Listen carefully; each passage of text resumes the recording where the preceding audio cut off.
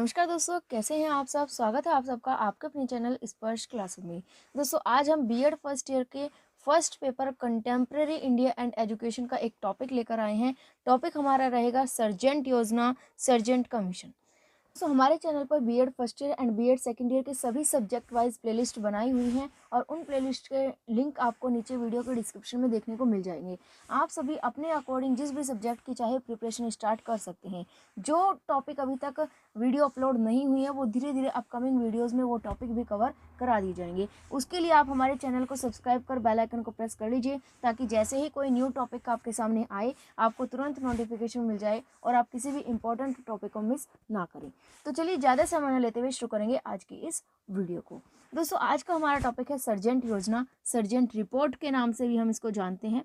तो इसके बारे में हम देखेंगे कि यह क्या रिपोर्ट है, ठीक है, और इसमें क्या क्या सजेशंस आए हैं।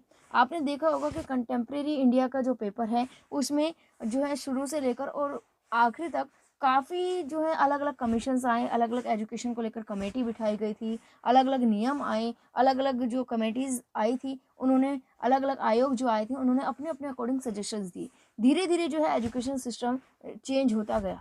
अब उन्हीं में ही एक योजना, एक कमीशन है सर्जेंट कमीशन। इसको सर्जेंट रिपोर्ट के नाम से भी हम जानते हैं। ये 1939 में जब द्वितीय विश्व महायुद्ध छिड़ा हुआ था तो जैसे ही युद्ध कंप्लीट हुआ उसके बाद ये आपके सर्जेंट रिपोर्ट आई थी, ठीक है। 1939 में सेकेंड वर्ल्ड वॉर हुआ था और जैसे ही वो ख़त्म हुआ, ठीक है, उसके बाद अंग्रेज़ जो थे उनकी नज़र फिर से हमारे देश की, भारत की देश की जो शिक्षा व्यवस्था है उस पर आ गई कि भारत के देश की जो शिक्षा व्यवस्था है भारतीय देश की, उसको कुछ इम्प्रूव करना है या उसमें कुछ चेंज करना है। 1942 ईस्वी में राष्ट्रीय आंदोलन फिर से प्रारंभ हो गया, जिसके फलस्वरूप जो देश के नेता थे उन्होंने शिक्षा आंदोलन आरंभ कर दिया, जिसका ये उद्देश्य था कि जो राष्ट्रीय शिक्षा योजना थी वो ऐसी स्थिति के बीच अंग्रेजी सरकार या केंद्रीय सलाहकार समिति को कार्य सौंपा कि युद्ध के बाद देश की शैक्षिक परिस्थितियों का अध्ययन करके शिक्षा की एक अनुकूल योजना बनाए। इनका क्या मतलब है कि 1942 ईस्वी में एक राष्ट्रीय आंदोलन फिर से स्टार्ट हो गया। उसमें शिक्षा आंदोलन स्टार्ट किया कि जो देश है वो एक राष्ट्रीय शिक्षा योजना के ऊपर काम करे और एक बेहतर जो है शिक्षा योजना बनाई जाए। समिति ने 1994 ईस्वी में 1944 ईस्वी में 1944 में एक योजना प्रस्तुत की जिसको सर्जेंट योजना या युद्धोत्तर शिक्षा विकास योजना यानी कि post war education development plan, क्योंकि युद्ध के बाद हुई थी इसलिए इसको युद्धोत्तर विकास योजना भी, शिक्षा विकास योजना भी कहते हैं। अब इसमें क्या हुआ था, मुख्य सिफारिशें, मेन रिकमेंडेशन क्या थी, संपूर्ण जो पूरी की पूरी कंप्लीट रिपोर्ट थी वो टोटल 12 भागों में अलग अलग डिवाइडेड थी। टोटल 12 पार्ट्स थे। कौन कौन से पार्ट्स थे, एक तो है आपके सामने बुनियादी शिक्षा, बेसिक एजुकेशन। सर्जेंट रिपोर्ट आने से पहले महात्मा गांधी जो है बेसिक एजुकेशन के बारे में बात कर चुके हैं। महात्मा गांधी ने बेसिक एजुकेशन के बारे में अपने सजेशंस भी ऑलरेडी दिए हुए थे कि आपके 7 से 14 वर्ष तक के सभी बच्चों के लिए कंपलसरी और मुफ्त शिक्षा हो, उनको क्राफ्ट की शिक्षा दी जाए, शिल्प की शिक्षा दी जाए। तो वो सारी बातें ऑलरेडी कर चुके थे। उनके बाद की ये रिपोर्ट है जिसमें बुनियादी शिक्षा पर क्या क्या सजेशंस दिए सर्जेंट ने कि 6 वर्ष से 14 वर्ष तक के जितने भी बालक या बालिकाएं हैं यानी कि बॉयज़ गर्ल्स सभी के लिए अनिवार्य और निःशुल्क शिक्षा की व्यवस्था शीघ्र अतिशीघ्र लागू करें, यानी कि जितनी जल्दी पॉसिबल हो पाए सभी के लिए फ्री एंड कंपल्सरी एजुकेशन का अरेंजमेंट किया जाए। इसके बाद इन्होंने कहा कि जो बुनियादी शिक्षा है उसको 2 पार्ट्स में बांट दिया जाए, एक तो जूनियर बेसिक और एक सीनियर बेसिक। जूनियर बेसिक तो आगे हो गया आपका 6 से 11 वर्ष तक के लिए और सीनियर बेसिक हो गया आपका 11 से 14 वर्ष तक के लिए। जूनियर बेसिक शिक्षा सभी के लिए अनिवार्य होगी, यानी कि जो आपकी 6 से 11 वर्ष तक की शिक्षा होगी वो सभी के लिए अनिवार्य होगी। इसके बाद इन्होंने कहा कि संपूर्ण शिक्षा का आधार जो है वो अध्यापक हैं, इसीलिए अध्यापकों का विशेष रूप से प्राइमरी स्कूल के अध्यापकों का स्तर और वेतन अत्यंत ही निंदनीय है। सर्जेंट ने क्या कहा कि जो हमारे अध्यापक हैं वो हमारे पूरे शिक्षा का आधार हैं, बेस है पूरा का पूरा, लेकिन फिर भी जो टीचर्स हैं उनका जो वेतन है वो बहुत ही ज़्यादा कम है, तो उसको इम्प्रूव किया जाना चाहिए, वेतन को बढ़ाया जाना चाहिए। खासकर से जो प्राइमरी स्कूल के जो टीचर्स हैं उनका तो वेतन बहुत ही ज़्यादा लो है, उनका जो यानी कि सैलरी है वो बहुत ज़्यादा कम है। इसके बाद इन्होंने कहा ट्रेंड अध्यापकों की संख्या में बहुत अधिक वृद्धि करनी होगी, यानी कि ज़्यादा से ज़्यादा ट्रेंड टीचर्स को इंक्रीज़ करना होगा, ज़्यादा से ज़्यादा ट्रेंड टीचर्स को ज्वाइनिंग कराना होगा करें उनको अपॉइंट किया जाए, ताकि जो शिक्षा व्यवस्था है, जो एजुकेशन सिस्टम है, वो कुछ इम्प्रूव हो सके। इसके बाद प्राइमरी शिक्षा के बारे में क्या बात की, एलिमेंट्री एजुकेशन के बारे में बात की कि कोई भी देश हो उसकी जो राष्ट्रीय शिक्षा योजना होती है उसके लिए नर्सरी स्कूल आवश्यक होता है, ठीक है। और उसकी सुविधा इंडिया में नहीं थी, तो उसके लिए इन्होंने कहा कि शहरों में, किसी भी शहर में जहाँ पर बच्चों की संख्याएं पर्याप्त है वहाँ पर अलग से नर्सरी स्कूल खोला जाए, और जहाँ पर बच्चों की संख्या कम है, कुछ ही बच्चे हैं, तो उसमें जूनियर बेसिक स्कूल जो है उसी के साथ ही वो नर्सरी स्कूल की जो कक्षाएं हैं उसको ऐड कर दिया जाए। इसके बाद इन्होंने कहा कि पूर्व प्राथमिक शिक्षा प्रत्येक दशा में निःशुल्क हो, यानी कि हर कंडीशन में, हर सिचुएशन में बिल्कुल फ्री ऑफ कॉस्ट होनी चाहिए जो आपकी पूर्व प्राथमिक शिक्षा है या प्री प्राइमरी एजुकेशन है। इन्होंने कहा कि इन कक्षाओं का उद्देश्य बालकों को नियमानुसार शिक्षा देने नहीं बल्कि सामाजिक अनुभव प्रदान करना है। इन्होंने ये कहा कि जो आपका प्री प्राइमरी एजुकेशन है उसमें ऐसा नहीं है कि आप बच्चों को कुछ जो है किताबी ज्ञान दें, आप कुछ नियम अनुकूल बनाएं, बल्कि उन्हें सिर्फ समाज का अनुभव दें, समाज क्या है, सोसाइटी क्या है, उसको कुछ एक्सपीरियंस दें। जो बेसिक से नीड्स होती हैं वो बच्चों को सिखाया जाए। सीधी सी बात है, आप छोटे से बच्चे को, आप 3-4 साल के बच्चे को क्या ही तो नियम कायदे कानून सिखाएंगे, उनको तो बेसिक सी जो ज़रूरत है वो सिखाई जाए, समाज का अनुभव दिया जाए। इसके बाद हाई स्कूल की जब बात की तो इन्होंने कहा कि हाई स्कूल शिक्षा के अंतर्गत 6 वर्ष का कोर्स रखा जाना चाहिए, यानी कि जो भी हाई स्कूल होते हैं उनमें कम से कम 6 साल का कोर्स जरूर होना चाहिए, और जो हाई स्कूल में दाखिला है वो कम से कम 11 वर्ष की अवस्था में होना चाहिए। अगर कोई बच्चा 11 वर्ष से कम है तो उसको हाई स्कूल में दाखिला नहीं मिलना चाहिए। 2 प्रकार के हाई स्कूलों की व्यवस्था की जाए, एक टेक्निकल और दूसरा शास्त्रीय या एकेडमिक, यानी कि हाई स्कूल में 2 तरह के हाई स्कूल हों। एक तो वो जो कि एकेडमिक, यानी कि जो बुक्स नॉलेज है वो दें, एकेडमिक ज्ञान है वो दें। दूसरा जो टेक्निकल चीज़ों से रिलेटेड हो, जो रियल लाइफ प्रैक्टिकल नॉलेज देता हो, टेक्निकल नॉलेज जो बच्चों को दे। इसके बाद है पाठ्यक्रम इतना विविध हो जितना कि परिस्थितियों की मांग हो, यानी कि जो सिचुएशन में जितना प्रैक्टिकल करिकुलम होना चाहिए, जितना पाठ्यक्रम होना चाहिए उतना, ना बहुत ज़्यादा हो जाए पाठ्यक्रम बच्चों के हिसाब से, ना बहुत ज़्यादा कम, जितना ज़रूरत है उतना करिकुलम बच्चों के लिए दिया जाना चाहिए। इसके बाद है योग्य परंतु निर्धन बालकों को भी शिक्षा की सुविधा प्राप्त हो, यानी कि कुछ बच्चे ऐसे होते हैं जो कि एबल्ड तो होते हैं, ठीक है, योग्य भी होते हैं, इंटेलिजेंट भी होते हैं, वो एजुकेशन को प्राप्त भी करना चाहते हैं, लेकिन वो गरीब होने की वजह से एजुकेशन ले नहीं पाते। तो उसके लिए इस रिपोर्ट में क्या कहा गया कि उनको भी शिक्षा की सुविधा प्राप्त हो, उसके लिए वजीफ़ा, अनुदान, यानी कि आपको स्कॉलरशिप वगैरह बच्चों को दें, या निःशुल्क फ्री एजुकेशन कराने की व्यवस्था जो है वो की जानी चाहिए। इसके बाद है अध्यापकों का वेतन जितना केंद्रीय सलाहकार बोर्ड ने निर्धारित कर दिया है उससे कम नहीं होना चाहिए, यानी कि एक जो सेंट्रल एडवाइजरी बोर्ड है उन्होंने टीचर्स का एक वेतन फिक्स कर दिया, ठीक है, कि टीचर्स की सैलरी इतनी होनी चाहिए, प्राइमरी लेवल पर इतनी हो, सेकेंडरी लेवल पर इतनी हो, तो उससे कम कहीं भी किसी भी स्कूल में टीचर्स को नहीं मिलनी चाहिए, मिनिमम वो तो सैलरी मिलनी चाहिए।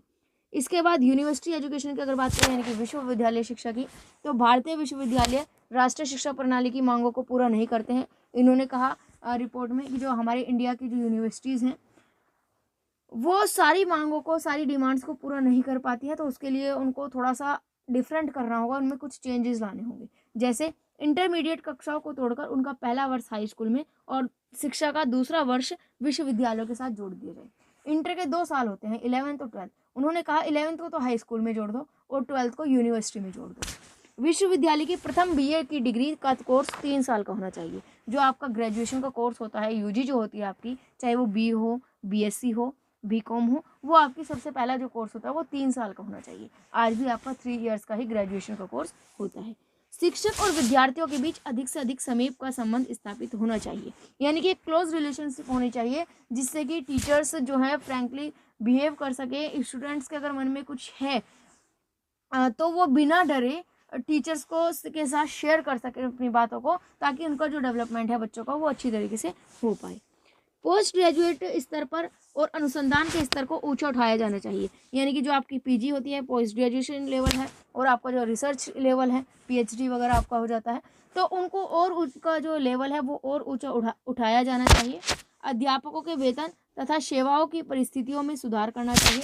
जो टीचर्स की सैलरी है उसमें इम्प्रूवमेंट करें, उनकी सर्विसेज में इम्प्रूवमेंट करें।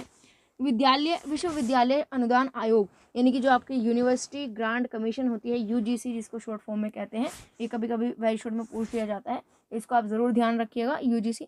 तो इसका निर्माण किया जाए जो यूनिवर्सिटी से रिलेटेड फैसलों को ले। इसके बाद लिटरेचर के बारे में बताया, लिटरेचर, आर्ट्स, टेक्निकल, कॉमर्स के बारे में बताया। तो इसके बारे में इन्होंने कुछ खास नहीं बताया, इन्होंने कहा कि जो वुड ने बताया था उसी को ही रिपीट कर दिया, बस कि जो वुड ने सिफारिशें दी थी वो सही है, उसी को ही मैं रिपीट करता हूँ। एडल्ट एजुकेशन के बारे में इन्होंने बताया कि एडल्ट एजुकेशन भी ज़्यादा से ज़्यादा कराई जानी चाहिए, जो प्रौढ़ शिक्षा है उस पर भी विशेष ध्यान दिया जाना चाहिए। ठीक है, इन पॉइंट्स को आप बेसिक से पॉइंट्स हैं, इनको रीड कर लीजिएगा। इसके बाद अध्यापकों के प्रशिक्षण की बात की, जैसे ऊपर कहा था कि ट्रेंड टीचर्स को ज़्यादा से ज़्यादा इंक्रीज़ किया जाए, ट्रेंड टीचर्स के नंबर्स को, तो टीचर्स को ट्रेंड कराना भी ज़रूरी है, ट्रेंड करना भी ज़रूरी है। तो उनके लिए नए नए ट्रेनिंग कॉलेज खोले जाएँ, उनकी संख्या बढ़ाई जाए। ठीक है, जो करिकुलम होता है उसको ज़्यादा से ज़्यादा प्रैक्टिकल बनाया जाए। ट्रेनिंग कॉलेजों में कोई फीस ना ली जाए, ताकि जो निर्धन विद्यार्थी हैं, जो गरीब बच्चे हैं, उनको आर्थिक मदद जो है उस वो भी अगर पॉसिबल है तो वो दी जानी चाहिए। इसके बाद अशक्तों की शिक्षा, यानी कि जो हैंडीकैप्ड होते हैं बच्चे, उनके एजुकेशन के लिए भी बात की। उन्होंने कहा कि जहाँ तक संभव हो नॉर्मल बच्चों के से अलग ना किया जाए, यानी कि यहाँ पर हम इंटीग्रेटेड एजुकेशन को कह सकते हैं कि जहाँ तक संभव हो हर एक बच्चे को जो है एक साथ पढ़ाने की कोशिश की जाए, एक एनवायरनमेंट में पढ़ाने की कोशिश की जाए, उनको अलग से ना डाला जाए हैंडीकैप्ड को, उनको भी नॉर्मल बच्चों के साथ ही पढ़ाया जाना चाहिए।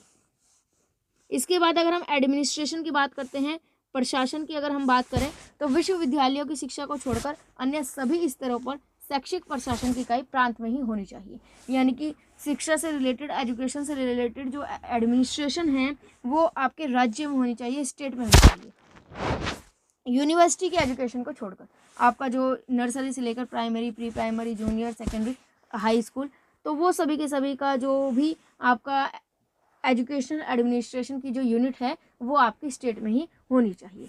केंद्रीय सरकार और प्रांतों के बीच अधिक सहयोग तथा संपर्क स्थापित होना चाहिए। जो आपकी सेंट्रल गवर्नमेंट है और जो आपकी स्टेट गवर्नमेंट है उनके बीच आपस में संपर्क होना चाहिए, कॉन्टैक्ट होना चाहिए, आपस में कोऑपरेशन होना चाहिए कि दोनों मिलकर जो है एजुकेशन के लिए काम करें। शिक्षा में स्थानीय प्रयासों को प्रोत्साहन देने के लिए स्कूलों की व्यक्तिगत प्रबंध समितियों, स्कूल बोर्ड तथा जिला समितियों का स्थापना की जाए। ज़्यादा से ज़्यादा जो स्थानीय प्रयास होते हैं, यानी कि जो प्राइवेट स्कूल्स होते हैं, प्राइवेट ऑर्गेनाइजेशन होते हैं, उनको मोटिवेशन मिले, उनको प्रोत्साहन किया जाना चाहिए, उनको प्रमोट किया जाना चाहिए, स्कूल्स खोले जाने चाहिए, प्राइवेट स्कूल्स भी। तो उसके लिए अलग अलग जगहों पर प्रबंधन समिति, स्कूल बोर्ड, जिला समिति की स्थापना की जानी चाहिए। सारे प्रांत के लिए एक सलाहकार बोर्ड की स्थापना की जानी चाहिए, जो सभी प्रांतों को एक सलाह दे सके, कुछ एडवाइजरी दे सके। केंद्रीय सरकार एक शक्तिशाली शिक्षा विभाग की स्थापना करे तथा केंद्रीय शिक्षा सलाहकार बोर्ड के कार्य क्षेत्र का विस्तार करे। यहाँ पर अगर हम इन सभी हमने पढ़ लिया है, यहाँ पर सर्जेंट रिपोर्ट में शुरू से लेकर और हायर एजुकेशन तक के हर एक लेवल की बात की गई थी। तो यहाँ पर जो भी हमने पढ़ा इसमें क्या खासियत है और क्या बुराई है, यानी कि क्या मेरिट्स है, क्या डिमेरिट्स है, दोनों को हम यहाँ पर देखेंगे कि अब उसमें कैरेक्टरिस्टिक्स की अगर हम बात करते हैं या मेरिट्स की अगर हम बात करें, तो इसमें मानव तत्व की महत्ता पर जोर दिया और कहा गया कि शिक्षक ही शिक्षा के स्तर को ऊंचा उठाने में सहायक हो सकता है और उसके ऊंचा उठाने का प्रयत्न किया जाए। यानी कि यहाँ पर टीचर्स का भी पर फोकस किया कि टीचर्स को भी ज़रूरत है कि उनको ऊंचा उठाया जाए। अगर टीचर्स को हम इम्प्रूव करेंगे, टीचर्स को ऊपर उठाएंगे, तो एजुकेशन सिस्टम ऑटोमेटिकली ही ऊपर उठ जाएगा। सर्जेंट रिपोर्ट में परीक्षा की प्रधानता के दोष को प्रकाश डाला और कहा कि इसमें विद्यार्थियों का दृष्टिकोण संकीर्ण रह जाता है, उनके जीवन का पूर्ण विकास नहीं हो पाता। ठीक है, यानी कि ऐसा होता है ना कि सिर्फ और सिर्फ जो एजुकेशन सिस्टम है एग्जाम पर फोकस रखता है।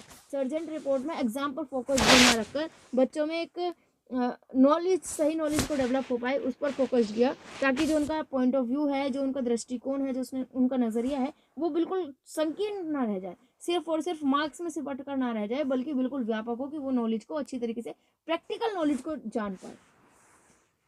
रिपोर्ट में बालक के सर्वांगीण विकास पर ध्यान दिया गया। सर्वांगीण विकास का मतलब ये है ऑल राउंड डेवलपमेंट, यानी कि हर तरह का, फिजिकली, मेंटली, इमोशनली, हर तरीके का बच्चे का डेवलपमेंट होना चाहिए। ऐसा नहीं सिर्फ किताबी ज्ञान रट्टू तो बता दिया और हमारा काम हो गया। प्रौढ़ शिक्षा के संबंध में भी इन्होंने सुझाव दिए। तकनीकी और औद्योगिक शिक्षा के संबंध में, यानी कि टेक्निकल और आपका जो इंडस्ट्रियल एजुकेशन है उस पर भी फोकस की। जो हैंडीकैप्ड बच्चे हैं उनके ओर भी ध्यान आकर्षित किया। तो ये खासियत है इस रिपोर्ट की।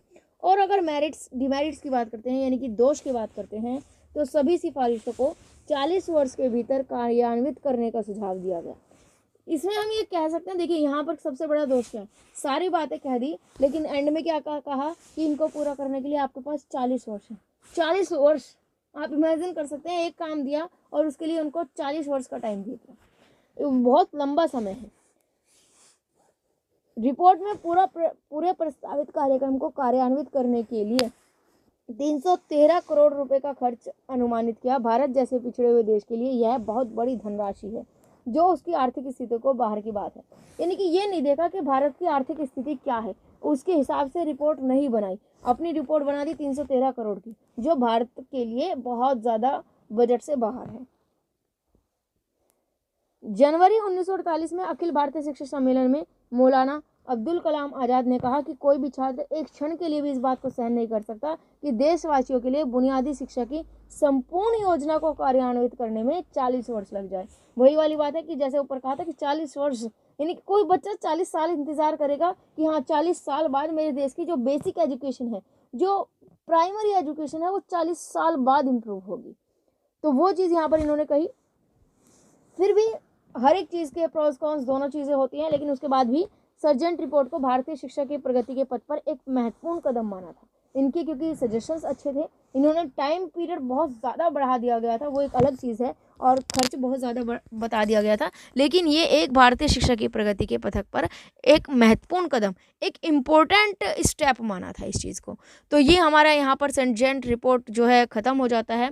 अब इसमें आपको क्या करना है, ये पॉइंट्स ही पढ़ने हैं, इनको समझना है, रटने नहीं है, इनको समझना है। सिर्फ मेन पॉइंट्स को जो है थोड़ा बहुत आप याद कर लीजिए। अब एग्जाम में ऐसा ज़रूरी नहीं होता कि आप हर एक पॉइंट्स को लिखें, बिल्कुल। ये तो आप समझ लिए ना, 1-2 पॉइंट्स ऊपर नीचे आपके हो सकते हैं, कोई दिक्कत नहीं है। इसमें इतना ज़्यादा बिल्कुल फिक्स्ड होने की ज़रूरत नहीं है। जो आपको समझ आया इन लाइन को भी आप अपनी भाषा में इस्तेमाल करके लिख सकते हैं। तो वीडियो पसंद आई हो तो दोस्तों शेयर कीजिए, लाइक कीजिए ज़्यादा से ज़्यादा, ताकि हमें पता लगे कि हाँ आपको वीडियो पसंद आ रही है और हम और बाकी के टॉपिक्स पर भी आपके लिए वीडियो लेकर आ सके। सभी वीडियोस को अगर आप देखना चाहते हैं तो चैनल से जुड़ जाइए, उसके लिए आपको चैनल को सब्सक्राइब कर बेल आइकन को प्रेस करना होगा। आज के लिए बस इतना ही, मिलेंगे आने वाली वीडियो में। आज के लिए धन्यवाद।